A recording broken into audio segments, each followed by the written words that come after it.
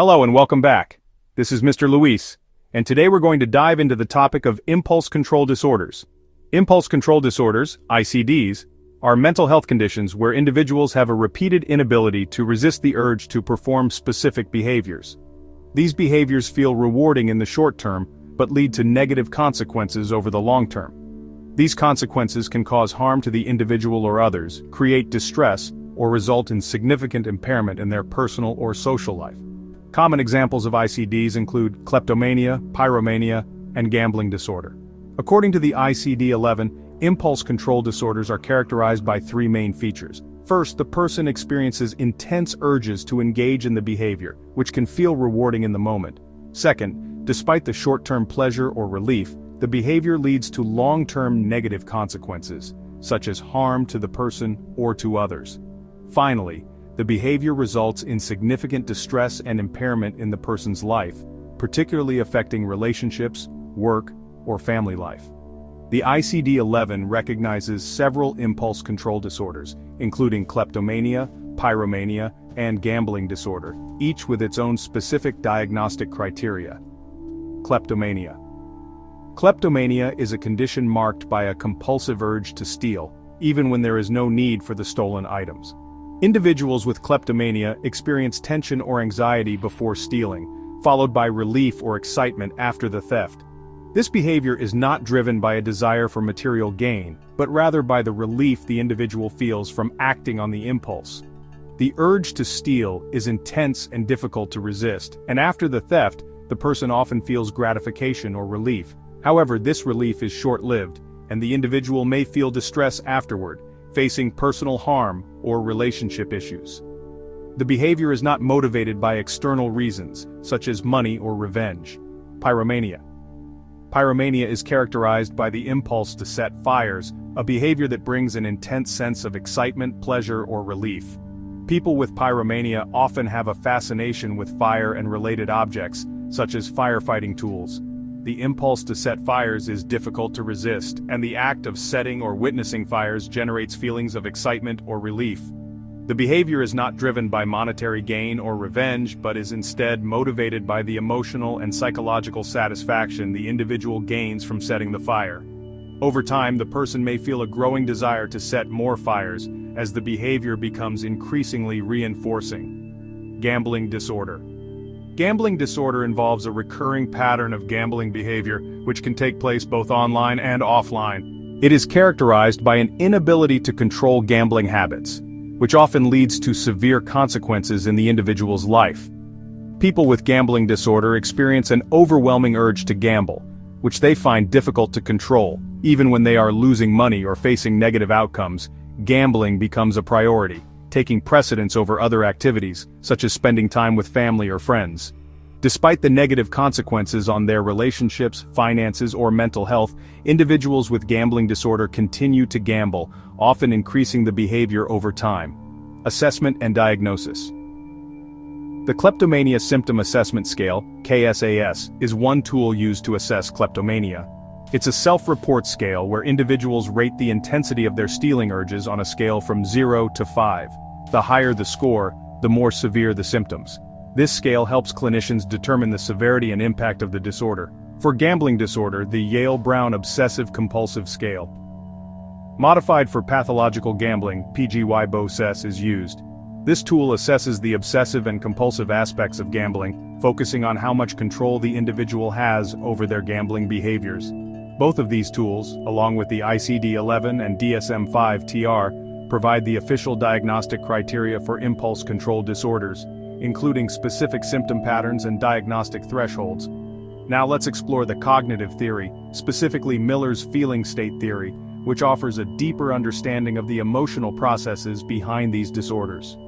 Miller's feeling state theory suggests that impulse control disorders are strongly linked to specific emotional states known as feeling states. These feeling states are powerful emotional reactions that become associated with certain behaviors. Miller, a psychologist known for his work on cognitive theories, proposed that these feeling states arise when specific actions, like gambling or stealing, trigger positive emotional reactions such as excitement, relief, or even a sense of power.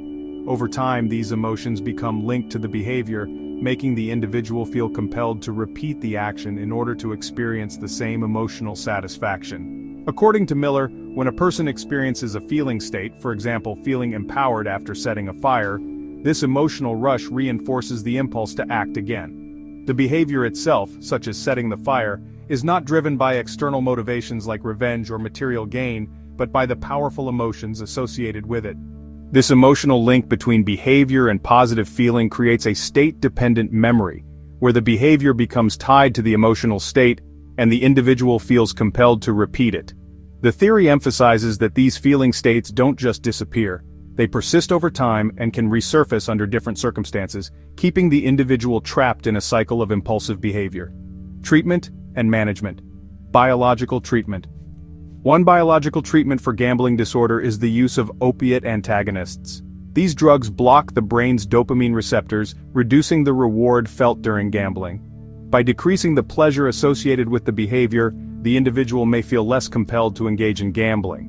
What it means: these medications help reduce the reward the person feels during gambling, making it less appealing in the long run.